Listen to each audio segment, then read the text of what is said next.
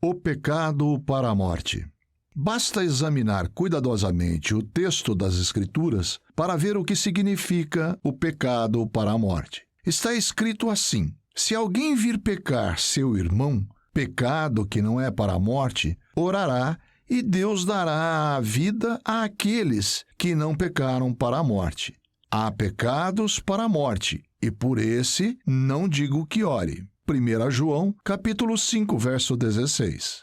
A questão aqui é a do pecado cometido por um crente. Se alguém vir pecar seu irmão, e já que é um crente de quem se trata, o texto não pode aludir à morte eterna. Na realidade, aqui, trata-se da morte física. Assim, Ananias e Safira cometeram pecado de morte. Encontramos essa passagem em Atos 5.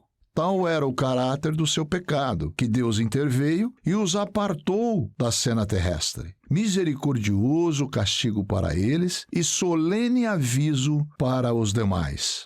Porém, embora tenha pecado para a morte, a sua posição eterna de redimidos com o precioso sangue de Cristo, 1 Pedro, capítulo 1, verso 19, não foi alterada. Sim, eram verdadeiros crentes. A sua morte foi o resultado da intervenção disciplinar de Deus na igreja neste mundo.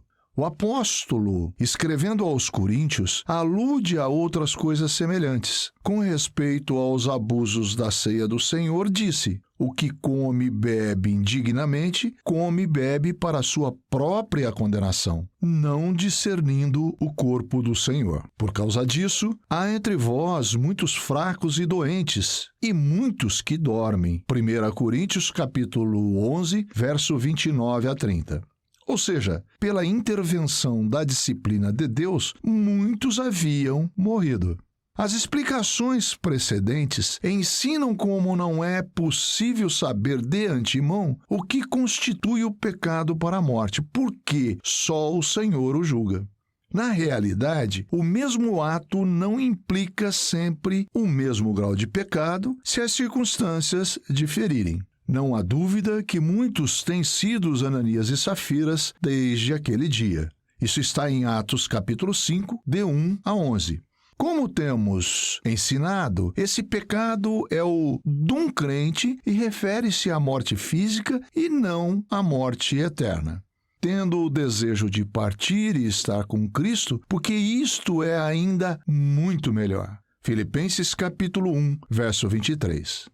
Uma senhorinha, uma anciã, jazia no seu leito de morte e as amigas que rodeavam a cama estavam chorando, mas ela não chorava. Olhando-as, disse-lhes com calma: vou-me embora. Em seguida, olhando para o céu, disse: já estou indo. E logo esteve com o Senhor.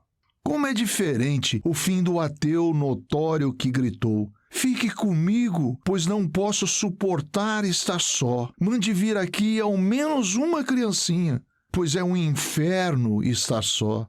Deveras solitária é a alma que, sem Cristo, há de enfrentar a morte e a eternidade. Texto enviado por um irmão em Cristo.